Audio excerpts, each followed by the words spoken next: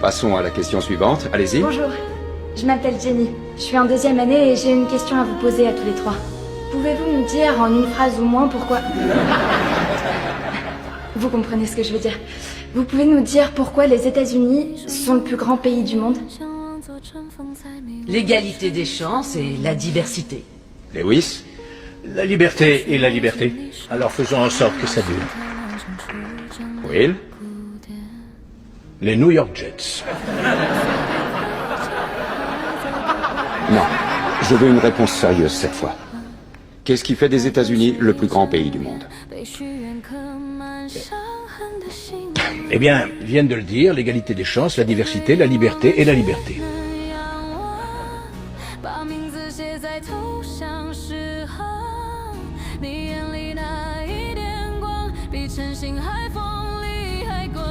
Je ne vous laisserai pas reprendre votre avion tant que vous n'aurez pas répondu.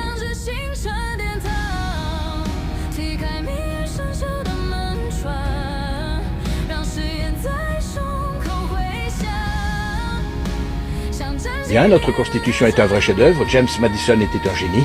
La Déclaration d'indépendance est selon moi l'œuvre la plus importante de notre histoire.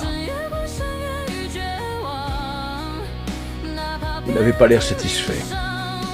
La première est une liste de lois et la deuxième une déclaration de guerre. Je veux entendre une réponse plus personnelle. Pensez aux gens qui vous écoutent. Pourquoi les États-Unis Les États-Unis ne sont pas le plus grand pays du monde, monsieur. Là voilà ma réponse. Vous êtes en train de... Oui. Parlons de vos Bon, différentes... d'accord. Sharon, l'aide à la culture est une cause perdue. C'est qu'1 centime en moins sur notre fiche de paye. Il peut attaquer là-dessus dès qu'il en a envie. Ça coûte pas de l'argent, ça coûte des voix. Ça coûte du temps d'antenne et des paragraphes en une. Tu sais pourquoi les gens n'aiment pas la gauche? Vous êtes des perdants. Si vous êtes si malin, comment ça se fait que vous perdez comme des cons à toutes les élections? Et puis toi, comment tu fais pour garder ton sérieux en disant à des étudiants que notre pays est tellement exceptionnel et merveilleux que nous sommes le seul peuple dans le monde à connaître la liberté? Le Canada est un pays libre, le Japon est un pays libre. L'Angleterre, la France, l'Italie, l'Allemagne, l'Espagne, l'Australie et la Belgique sont des pays libres. Parmi les 207 États souverains qu'il y a dans le monde, 180 d'entre eux sont des pays libres. Enchaînons. Et toi, la fille à papa, écoute, juste au cas où tu t'aventurerais accidentellement dans un bureau de vote, il y a certaines choses qu'il vaut mieux que tu comprennes. Par exemple, qu'il n'y a absolument aucune preuve qui atteste que les États-Unis sont le plus grand pays du monde. Nous sommes 7e en ce qui concerne le taux d'alphabétisation, 27e en maths, 22e en sciences, 49e en espérance de vie, 178e en mortalité infantile, 4e en force de travail, 3e en revenu médian des ménages et 4e en exportation. Nous sommes premiers dans seulement 3 catégories. La proportion de citoyens incarcérés par habitant, le nombre d'adultes qui croient que les anges existent et les dépenses militaires qui sont plus élevées que celles des 26 pays suivants cumulés, dont 25 sont nos alliés. Alors bien sûr, rien de tout ça n'est la faute d'une jeune étudiante en journalisme. Mais ça montre malgré tout de manière flagrante que tu fais partie de la pire génération qui a jamais vu le jour dans toute l'histoire de ce pays. Si tu me demandes ce qui fait des États-Unis le plus grand pays du monde, la question est tellement conne que je n'ai aucune réponse. Yosemite!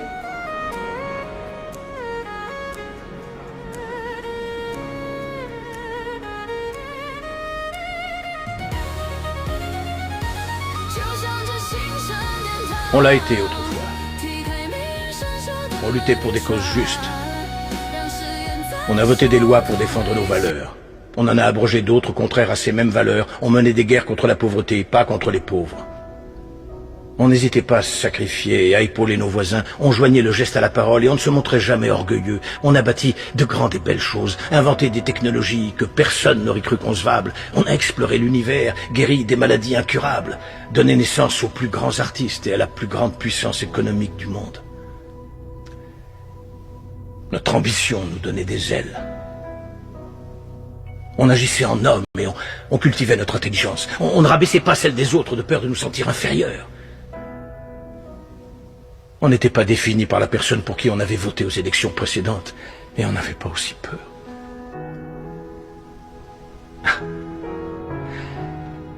On était capable d'être et de faire toutes ces choses parce qu'on était informés. Par de grands hommes, des hommes respectés. La première étape dans la résolution d'un problème est de reconnaître qu'il y en a un. Qu'on le veuille ou non, les États-Unis ne sont plus le plus grand pays du monde.